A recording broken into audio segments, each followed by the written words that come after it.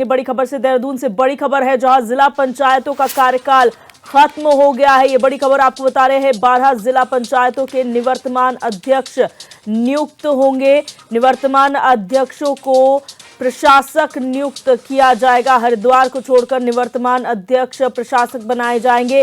DM को प्रशासक नियुक्त करने का अधिकार दिया गया है। तो ये बड़ी खबर आपको बता रहे हैं, जहां पर जिला पंचायतों का कार्यकाल जो है वो समाप्त हो चुका है और अब कार्यकाल खत्म होने के बाद 12 जिला पंचायतों के जो निवर्तमान अध्यक्ष है वो नियुक्त किए जाएंगे। निवर्तमान अध्यक्षों को प्रशासक जो है वो नियुक्त किया जाएगा, यानी कि अब जिला पंचायतों में प्रशासकों की नियुक्ति होगी, क्योंकि अभी तक चुनाव यहां पर नहीं हुए हैं।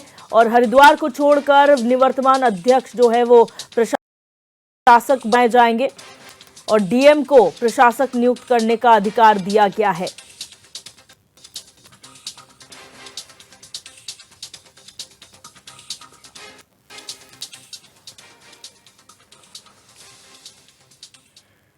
तो जिला पंचायतों का कार्यकाल जो है वो समाप्त हो चुका है और ऐसे में प्रशासकों की नियुक्ति अब की जाएगी। हमारे संवाददाता अरुण सैनी हमारे साथ लाइव जुड़ चुके हैं।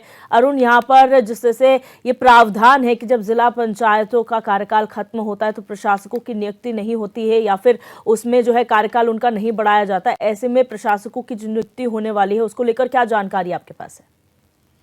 जी दिव्या, देखिए जिस तरीके से निकाय चुनाव टले हैं और निकाय चुनाव में भी 1 साल का वक्त हो चुका है, प्रशासक तैनात है, प्रशासकों की नियुक्ति की गई और लगातार जो है प्रशासकों का कार्यकाल बढ़ाया जा रहा है। ठीक इसी तरीके से अब पंचायत चुनाव भी टल चुके हैं और क्षेत्र पंचायत चुनाव, ग्राम पंचायतों के चुनाव और जो जिला पंचायत होने हैं उनमें भी अब देरी जो है वो होगी और 6 महीने के लिए इनमें भी जो है प्रशासक वो बिठा दिए गए हैं। कल जो है जिला पंचायतों का भी कार्यकाल समाप्त हो चुका है। 30 नवंबर को क्षेत्र पंचायतों का कार्यकाल समाप्त हुआ, उससे पहले ग्राम पंचायतों का कार्यकाल जो है वो समाप्त हो चुका है। तो इस तरीके से जो है पंचायतों का भी कार्यकाल समाप्त होने के बाद ही अब जो है प्रशासकों की नियुक्ति जो है पंचायतों में भी करने जो है सरकार जा रही है। ऐसे में जिलाधिकारी को इसके लिए जिम्मेदारी दी गई है। जिलाधिकारी अपने स्तर से जो है प्रशासकों की तैनाती जिला पंचायतों में, ग्राम पंचायतों में, क्षेत्र पंचायतों में करेंगे। तो ऐसे में जिला पंचायतों में अगर बात की जाए तो जो प्रशासक बिठाए जाएंगे वो माना जा रहा है कि जो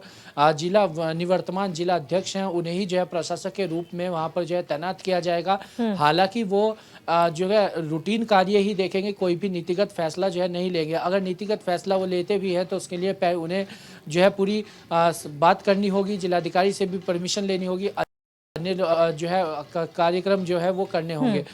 तो ऐसे इस तरीके से जो है अब पंचायतों में भी जो है ये प्रशासक बिठाए गए हैं। ऐसे में जिला पंचायत अध्यक्षों को ही जिस तरीके से जो कहा जा रहा है कि उन्हें ही जो है प्रशासक की नियुक्ति दी जाएगी, तो ऐसे में इसको लेकर जो प्रधान संगठन है, ग्राम पंचायतों के जो प्रधान है या प्रधान संगठन है, वो भी अब जो है इसको लेकर सवाल भी खड़े कर रहे हैं। उनका कहना है कि जब जिला पंचायतों में जिला पंचायत निवर्तमान अध्यक्षों को जो है उन्हें प्रशासक बनाया जा रहा है, तो फिर ग्राम पंचायतों में जो प्रधान है या जो पहले निवर्तमान प्रधान है उन्हें क्यों नहीं जो है बनाया जा रहा है प्रशासक। कि उनका कहना है कि जिस तरीके से जिला अध्यक्षों को बनाया गया है इसी तरीके से जो है उन्हें भी बनाया जाए और जो है उनका भी जो है इस तरीके से उनके बारे में सोचा जाए। तो इस तरीके से तमाम जो है चीज़ें भी चल रही है। तो वहीं विपक्षी दल भी इसको लेकर सवाल खड़े कर रहा है और विपक्षी दल को बैठे बिठाए जो है वो मौका भी मिल चुका है। जिस तरीके से पंचायतों का जो कार्यकाल बढ़ाया गया है और अब पंचायतों में तमाम जिला अध्यक्ष जो है उन्हें बिठाने की बात की जा रही है, तो ऐसे में विपक्षी दल भी लगातार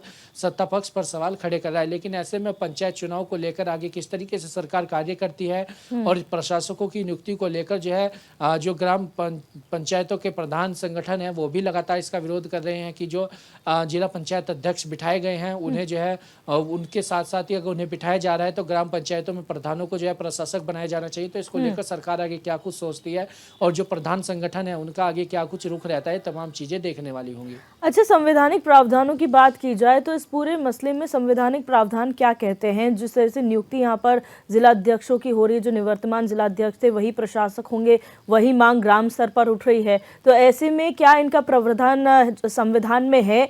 और जिस तरह से 1 साल का वक्त निकाय में हो गया है, तो क्या लग रहा है कि अब जो पंचायत चुनाव है उनमें भी देरी हो सकती है?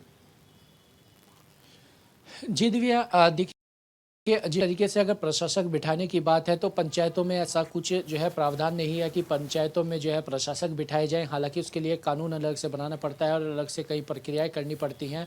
तो लेकिन ऐसे में प्रशासक बिठाए गए हैं और जिला अध्यक्षों को ही जो है प्रशासक की कहा जा रहा है कि उन्हें जिला पंचायतों का प्रशासक बनाया जाएगा। लेकिन ऐसे में एसडीएम या डीएम जो है वो नगर निगमों में प्रशासक बनाए गए हैं। एसडीएम को कहा गया है कि वो पंचायतों में प्रशासक बनेंगे इस तरीके से। लेकिन अब जिला अध्यक्षों को भी निवर्तमान जो है प्रशासक बनाया गया है। तो ऐसे में इसको लेकर आगे कोर्ट में अगर कोई जाता है तो इसको लेकर क्या कुछ कार्य सुनवाई होती है, इसको लेकर आगे क्या कुछ फॉर्मेलिटीज़ रहती है, वो तमाम चीज़ें देखने वाली होंगी। लेकिन इसी के साथ ही जिस तरीके से निकाय चुनाव में भी करीब 1 साल का वक्त जो है वो हो चला है और प्रशासकों का जो कार्यकाल है वो 6 माह तक है। यानी कि अगर आप किसी में प्रशासक भी अगर बिठा सकते हैं या नगर निकाय में या पंचायतों में, तो वो सिर्फ 6 महीने के लिए होता है। लेकिन नगर निकायों में लगातार 6 महीने के बाद भी अधिक जो है कार्यकाल बढ़ा दिया गया है। 3 महीने का कार्यकाल बढ़ाया गया, फिर उसके बाद 3 महीने का कार्यकाल बढ़ाया गया।